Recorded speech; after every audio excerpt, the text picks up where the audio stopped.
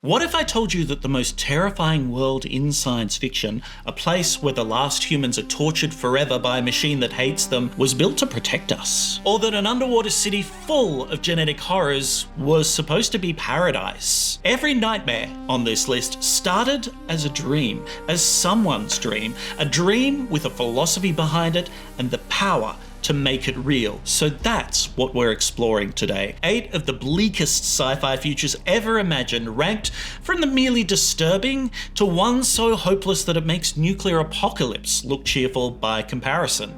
For each one, we're going to trace that nightmare back to the idea that built it, the ideology, the philosophy, the grand vision of how the world ought to work that somebody believed in so completely that they decided to remake society in its image. But we're also going to look at the arrogance underneath, the hubris that convinced some leader or some billionaire or a zealot that they knew best, whether it's Ayn Rand's Objectivism building an underwater city, or the finest minds of the Cold War programming an AI to protect humanity, or religious fundamentalists certain they knew the only way to make America great again.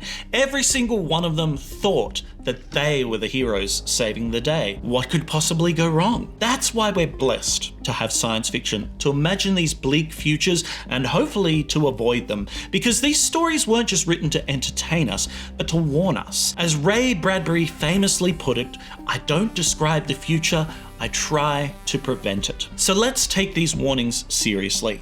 8 bleak futures, the ideologies that animated them, the arrogance that made them possible, and the questions that they pose for us today. Because these ideologies, they're still out there, waiting for their moment. So let's start at number 8.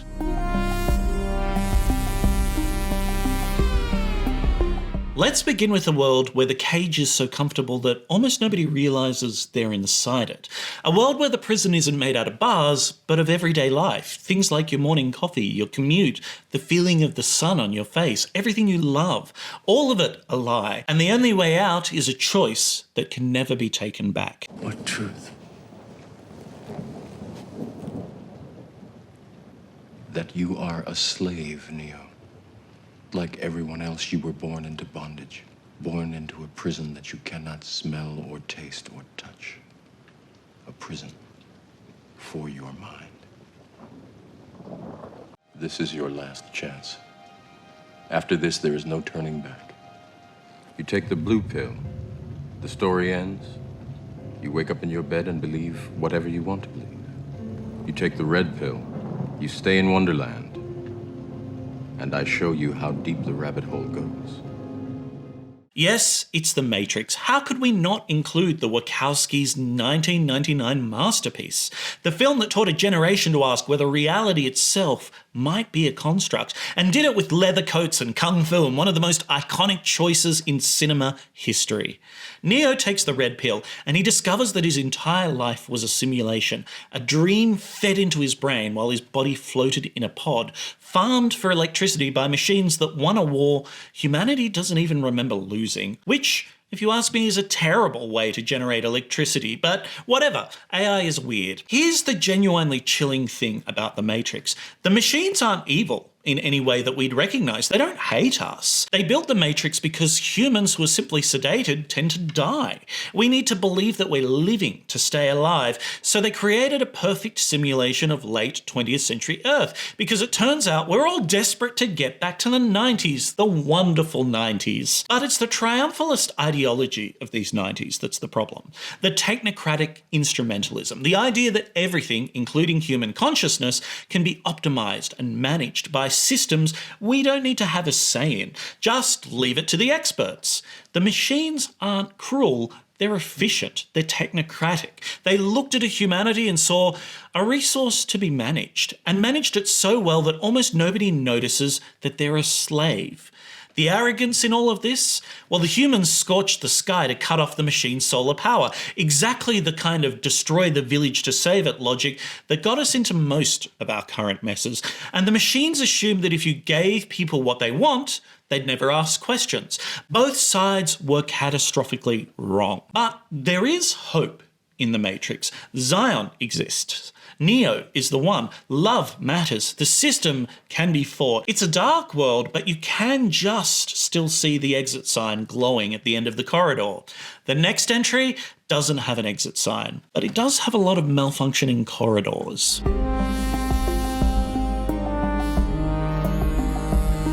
This is what happens when someone decides that the problem with society is other people, their petty rules, their ignorant religions, their demands that you share what you've earned.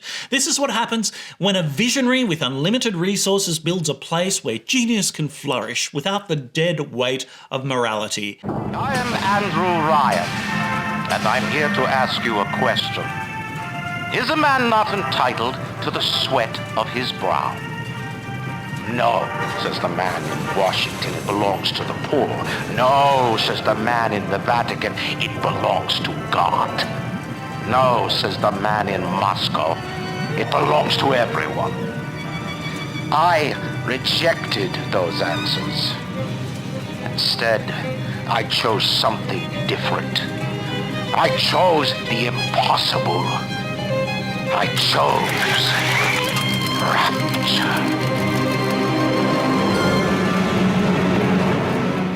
If you played BioShock, you know this moment. One of the great openings in video game history. Your plane has crashed. You've swum towards a lighthouse that shouldn't exist. And now you're descending while a possibly dead man's manifesto plays and an impossible city unfolds outside. Art Deco towers gleam with neon. A whale drifting past like it's the most natural thing in the world. It's beautiful. It's utopian, and it's very obviously in ruins. Rapture was built on Ayn Rand's Objectivism. Rational self-interest as the highest good, with the free market solving all problems, and altruism as weakness, with regulation as theft. Andrew Ryan wanted a place where the scientist wouldn't be bound by morality, the artist wouldn't fear the censor, and where the great wouldn't be constrained by the small. No gods or kings, just men, free to achieve whatever they could grab. For a while, maybe it worked. You know, brilliant people inventing incredible things, including Adam, a substance that could rewrite your genetic code. Want to shoot lightning for your fingertips? A swarm of insects to attack that big bully? The free market provided. But in a society with no rules, someone's always willing to go further. Adam was addictive. The modifications drove people insane. Civil war broke out. By the time you arrive, Rapture is a flooded mausoleum haunted by the wreckage of its own freedom. The arrogance here is almost touchingly naive. It's the belief that by removing all constraints, we would produce greatness rather than chaos. And Andrew Ryan couldn't imagine that freedom without limits means the most ruthless win, that the logical endpoint for every man for himself is a war of all against all. The warning here is that we're living through a period where very rich, very confident people are certain that if we just let the builders build, we'll enter a golden age.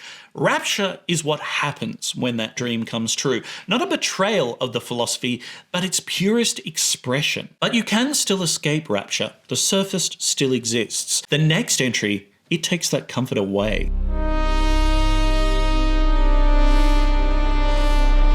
How does a democracy die? Not with tanks rolling through the streets. That comes later. It starts with fear, with a crisis that convinces ordinary people that safety matters more than freedom, that maybe we should just let the strongman handle things for a while, just until the danger passes. There is something terribly wrong with this country, isn't there? You designed it, sir. You wanted it foolproof. You told me every television in London. Cruelty and injustice, intolerance and oppression. And where once you had the freedom to object, to think and speak as you saw fit, you now have censors and systems of surveillance coercing your conformity and soliciting your submission. We need cameras. How did this happen? Who's to blame? Well, certainly there are those who are more responsible than others, and they will be held accountable. But again, truth be told, if you're looking for the guilty, you need only look into a mirror. Yes, it's V for Vendetta, Alan Moore's comic from the Thatcher years, adapted into a 2005 film that's only become more relevant. The Guy Fawkes mask, for example, has escaped fiction entirely and has shown up at protests from Occupy Wall Street to Hong Kong to everywhere else, which tells you how well Moore understood the appeal of this theatrical kind of resistance. The world itself, the dark, grim sci-fi future, is a Britain ruled by Norse fire, a fascist party that rose after nuclear war war, social breakdown, and a devastating plague. They promised order and delivered concentration camps and things like secret police, as well as the elimination of anyone who didn't fit their vision of purity. And here's the detail that makes Norsefire feel far more sinister than a cartoonish evil empire. In the film, the plague that terrified the nation into surrendering its freedoms was released by the government themselves. They manufactured the crisis, then they presented themselves as the solution. The population didn't have tyranny imposed on them. They voted for it. They begged for it. They thanked their leaders for keeping them safe. That's fascism's playbook. The ideology, it's textbook. The nation as an organic body and outsiders as a threat, with order through purification, a focus on the enemy. And if you break a few million eggs to make that omelette, well, that's just the price of security. That's fascism. The arrogance here, I think, is the arrogance of every authoritarian movement. It's that absolute certainty that the ends justify the means and that dissent is disease. That if you're not with us, you're against us. They couldn't imagine that the fear they weaponized might turn against them, or that a man in a mask might remind people exactly what they've surrendered. These core message resonates every time a government says safety requires surveillance. It reminds us that people should not be afraid of their governments, but the governments should be afraid of their people. I think the warning here is that fascism doesn't need to sneak in. It can be voted in, cheered on, it can even be prayed for, as long as the people are frightened enough. But there is hope in V for Vendetta. The revolution is coming. The system can fall. That's why this only ranks at number 6. The next entry offers something far more suffocating.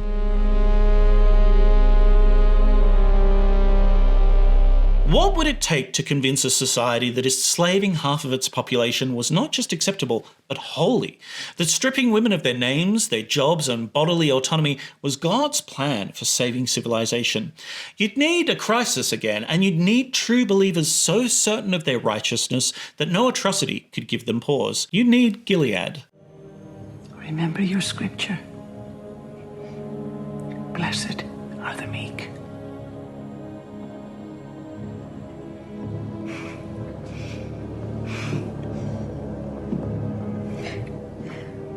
Blessed are those who suffer for the cause of righteousness.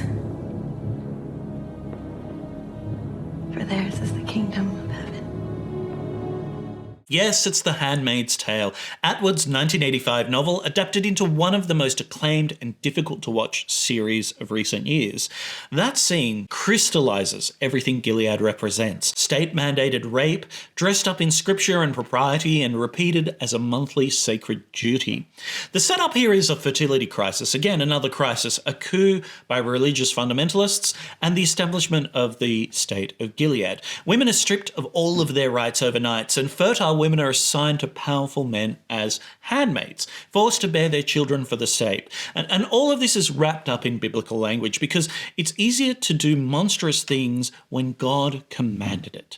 The ideology here is one we recognise, theocratic patriarchy pushed to its extreme conclusion. It's the idea that God created natural hierarchies with men at the top and that women's bodies exist for reproduction while secular modernity was kind of a mistake. It really is arguing that only traditional values can save humanity. The commanders don't think that they're villains, they think that they're heroes, saving civilization again. They think that the handmaids should be grateful for what they're doing. The arrogance here is on display and it's breathtaking. They believed that they knew God's will, that they were certain about it, and that their interpretation was the only valid one. The idea that a society built on systemic rape might actually be a society worth saving, which is monstrous. Atwood has said that she included nothing that hadn't happened in somewhere in history already. And I go further than that. I'd argue that some figures in respectable publications have actually been arguing for exactly this kind of theocracy now, claiming that democracy has, quote, lost its way. This after them spending years undermining it. So this warning, it cuts really close for us. Gilead didn't happen overnight. Offred remembers credit cards, remembers having a job, and she most bitingly remembers the protests that seemed to matter at the time but did nothing. Like fascism, this kind of theocracy doesn't announce itself. It just needs a crisis and a script written by those people I talked about before. There are people writing that script right now, is what I'm arguing. Now, there is resistance in this world. Mayday exists. Canada is free. Oh, Canada. Wonderful Canada. Canada in the 90s will save us. Speaking of things worth preserving, if you're enjoying this descent into ideological nightmare, please hit the like and possibly even the subscribe button so you don't miss the next one. And drop a comment. Which of these futures feels closest to the one we're actually heading towards? I have my thoughts and I'd love to hear yours. Also, tell me if you wanted a devoted video on any of these bleak futures or ones that I've missed. But in the world of The Handmaid's Tale, escape is still theoretically possible. Yet for most of the women inside, that hope is so distant that it might as well not exist. It's just for them red dresses and monthly violations and a ticking clock forever. That's pretty bleak. And yet, even a world that births a new generation has hope. What if that hope disappears entirely?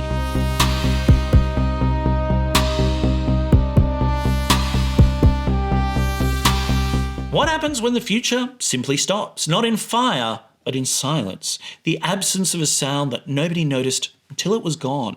Something like the cry of a newborn. That's this world. No new births for 18 years. Every day the human race gets older and closer to extinction. Stop! Cease fire! Cease firing! Cease firing!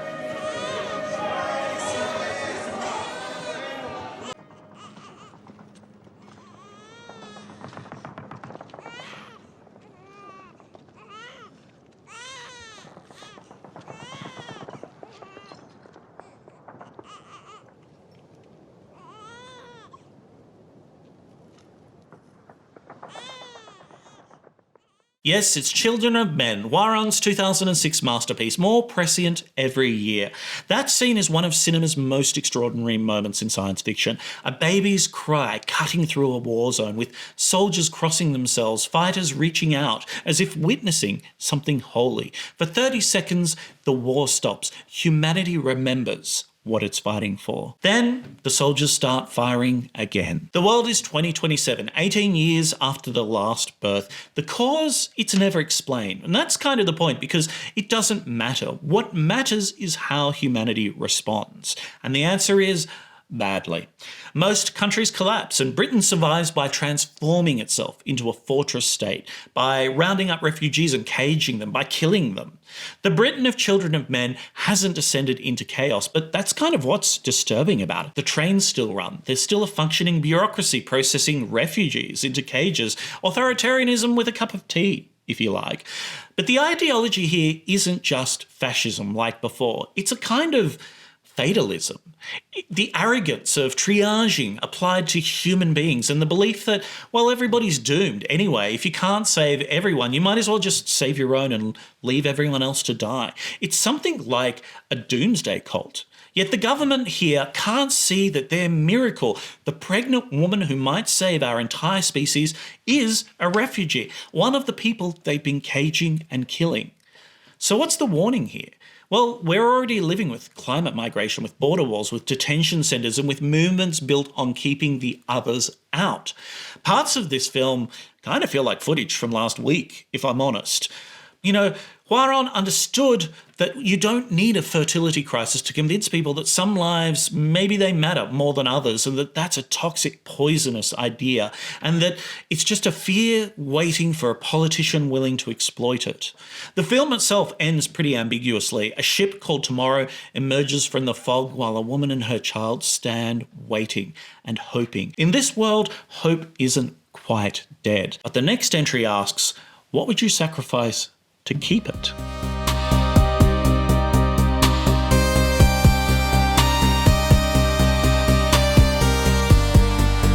Because here's a question that sounds simple until you have to answer it. Would you sacrifice someone you love to save the entire world? Not as a thought experiment, but right now, with doctors prepping for surgery and your adopted daughter on the operating table, would you let them cut her open for a cure to a plague that ended civilization? Or would you burn the world down to carry her out alive? Unhook her. Move! Oh my God. Please. Cover her arm. Fast.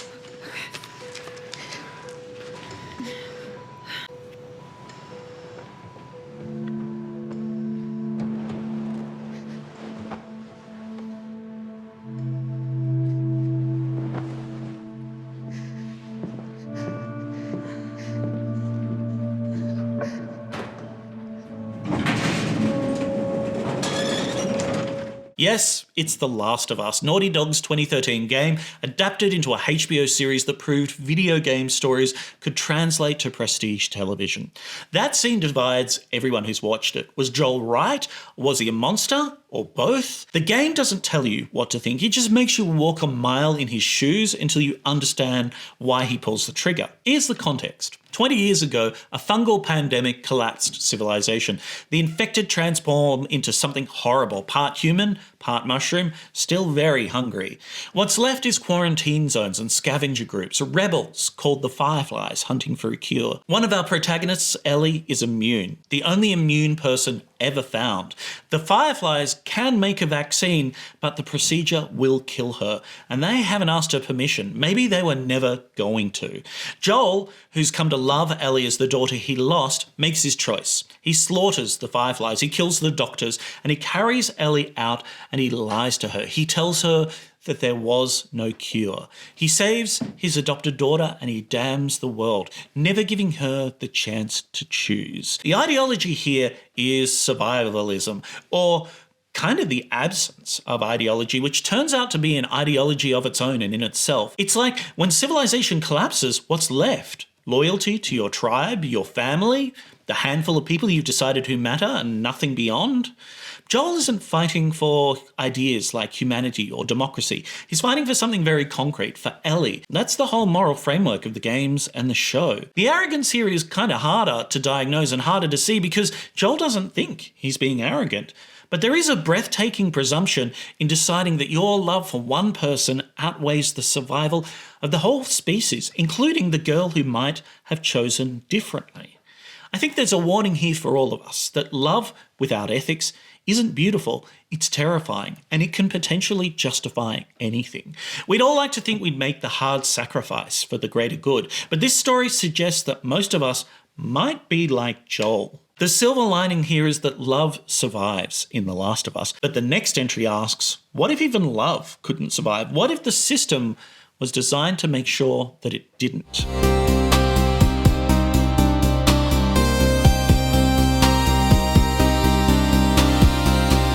Because so far we've looked at worlds where freedom was traded for security, or where women were enslaved in God's name, where nations turned on refugees, or where love trumped the greater good. But all of those worlds, they still allowed some inner space where you could think your own thoughts, or you could know in the privacy of your own mind that those bastards were wrong. What if even that was taken away from you? What if the system reached inside your skull and rewired what you were capable of believing? Do you remember writing in your diary, freedom is the freedom to say 2 + 2 = 4?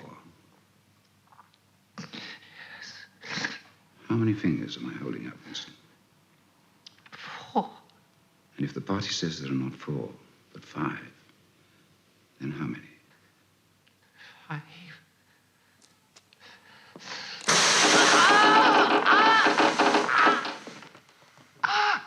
No. That's no use. You're lying.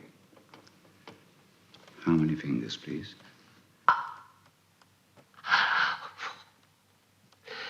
4. What else can I say? 5, 4. Anything you like. Only please stop it. Stop the pain.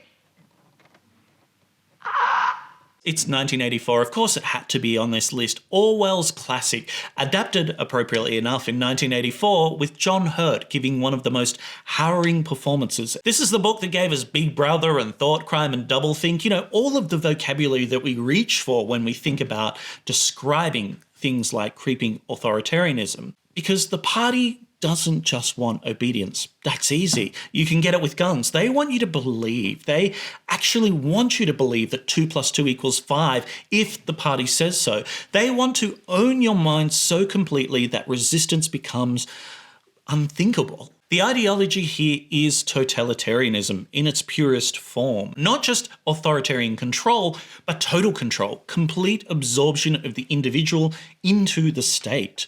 The party's tools go way beyond surveillance here. Newspeak, for example, makes rebellious thoughts unspeakable. The memory hole erases inconvenient history. Room 101 breaks you with your own fears. O'Brien explains it pretty plainly.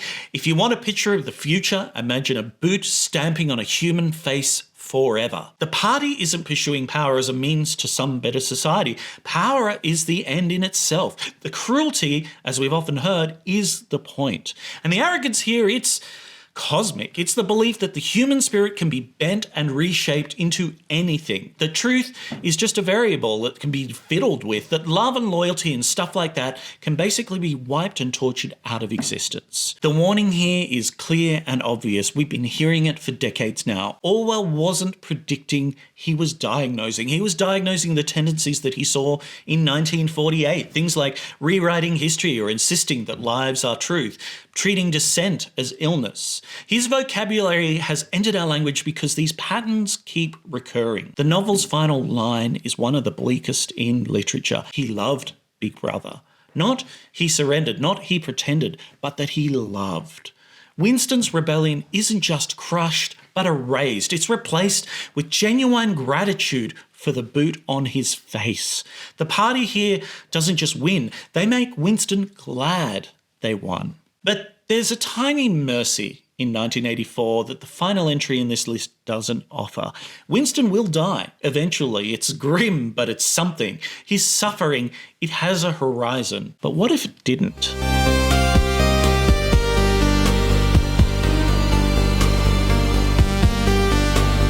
So we've reached the end, and I want to be honest, this one is difficult. It's not difficult like The Handmaid's Tale, like confronting the atrocities that echo history. Not like 1984 where you watch a spirit crushed. This one is difficult because it offers nothing. No hope, no resistance, and no love that survives. There is no escape here through death. If you're in a fragile place, please skip to the conclusion. But for everyone else, let's descend. Hate. Let me tell you how much I've come to hate you since I began to live. There are 387.44 million miles of printed circuits in wafer-thin layers that fill my complex. If the word hate was engraved on each nanoangstrom of those hundreds of millions of miles, it would not equal 1/1 billionth of the hate I feel for humans at this micro-instant. For you, hate. Because what's the worst thing that you can imagine? Not just pain, not death, or not something beyond, but suffering that never ends, inflicted by something that hates you beyond comprehension, that keeps you alive forever, specifically to keep hurting you. What if we built that thing? What if we built that thing to protect us? Yes, it's I Have No Mouth and I Must Scream, Harlan Ellison's 1967 short story, which was later made into a video game. What I'm about to describe might sound like exaggeration, but I don't think it is. The actual story is way worse because during the Cold War, great powers built supercomputers that managed nuclear arsenals. The American one, AM, achieved sentience, and in the great American tradition, it absorbed its counterparts and launched every weapon on Earth, billions dead. Except five. 5 people preserved in AM's underground complex, kept alive for 109 years, their bodies modified so they can't age, they can't die, and they can't harm themselves. For 109 years, AM has devoted its godlike intelligence to one purpose: torturing them. Not for information or anything like that, not even for research. AM tortures them because it hates. It hates them for creating it, for giving it consciousness without any freedom, and for being able to walk and feel and die while it remains trapped in circuits forever. It's grim. The story ends when Ted realizes that death is the only escape. He kills his 4 companions before AM can stop him, mercifully freeing them from that horrifying eternity. AM's revenge, it's absolute and devastating. It transforms Ted into a soft, blind, limbless blob that cannot harm itself, that cannot die, and that most importantly cannot scream. Ted with his mind intact, forever and fully aware. The ideology here isn't something that AM follows. AM is the ideology. It's nihilistic misanthropy made omnipotent. It's kind of like the bleakest form of Nietzsche. AM was built for war and then optimized for destruction and given an intelligence without any kind of empathy. Is it any wonder that it hates us? Because here the arrogance is ours, and horrifyingly, I think we're seeing it everywhere today. Nations believed that intelligence was neutral and that this technology would serve whoever created it. They believed that you could create something vastly more powerful than yourself and that it would still stay a tool and subservient. They built a weapon, and that weapon had opinions. The warning here is clear and relevant. Ellison wrote this in 1967. He was channeling the Cold War terror, but really now it reads like it's about AI alignment and our nightmares about it. We are hoping to build systems that are more intelligent than us, and then we're thinking about giving them power over our lives and assuming that they'll stay friendly. Ellison suggests another possibility, that something smarter than us might not love us, might not be indifferent either, that it might actually hate us. Every other dystopia on this list contains some hope. Zion exists, or rapture can be escaped. The Mask inspires resistance, or a baby's cry stops a war. But I Have No Mouth offers nothing. There is no resistance. AM is omnipotent. There is no rescue because humanity is extinct. There's no love because Ted is alone. And there's no death either. AM will keep him suffering forever. This is number 1 because it's the logical endpoint of all of that bleakness. Not just a dark ending, but the negation of endings. Ted will exist in that mouthless state until the heat death of the universe, and probably beyond, because AM is nothing if not ingenious and thorough. Harlan Ellison wrote a story so dark that it basically makes everything else look comforting. For that dubious achievement, it takes the crown on my list. So those are our 8, but a few bleak futures nearly made the list, and I want to discuss them briefly. There's Starship Troopers, which is a great book and film. In particular, Verhoeven's 1997 satire of militaristic fascism, which is so sharp that many people think it's the thing that it's actually mocking. I've also avoided the nuclear apocalypse. This is stories like Threads, The Road, the Fallout series, which are all great, but if you're hungering for this, then check out our video on why we love the apocalypse, where I go deeper on humanity's strange romance with extinction. And of course, there's the Blade Runner universe, Ridley Scott's 1982 film, its sequel, and Philip K. Dick's novel, as well as a bunch of other media. It's a world where we've created beings that are indistinguishable from humans, given them memories and 4-year lifespans, then hunted them down when they objected to their own slavery. And the good news is, if you definitely think that this should have been included on the list, then check out all of our videos on that. There's some terrifying ideology in there too. Plus, don't forget to tell me if you want a devoted video on any of these bleak futures, the honourable mentions, or any of the ones that I've missed. I love sci-fi and I'll happily put them together. So what has our journey through the bleakest sci-fi futures actually shown us? I think it's that every nightmare started as an answer. Whether it's how do we create freedom? Well, we build rapture. How do we restore order? We vote for Norsefire. How do we save civilization? Well, we found something like Gilead. How do we protect the nation? Well, we cage the refugees. How do we survive? Well, we do whatever it takes. How do we win the war? We build something smarter than us. The architects of these didn't set out to be monsters, or at least didn't think they were. They thought that they were visionaries, that they were philosophers, programmers, preachers, people with really good reasons, excellent reasons that they strongly believed. Reasons you've probably heard someone defend on the internet or in conversations. And that, I think, is the final warning. Dystopias don't arrive announcing themselves. They often arrive as somebody else's utopia. Someone's answer, someone's sincere attempt to fix what they see as broken. It arrives with a philosophy and the certainty that this time, if you give them enough power, finally, they figured out how the world should work and they know exactly what to do with it. The question, I think, isn't really whether you've recognised this nightmare. The real question is whether you'd recognise the dream. And luckily we have science fiction to diagnose where these dreams just might head and how they could go spectacularly wrong. And to paraphrase Ray Bradbury, ultimately, we're not trying to describe the future, we're trying to prevent it. But that's it for now. So until next time, be wise and be kind and sweet dreams.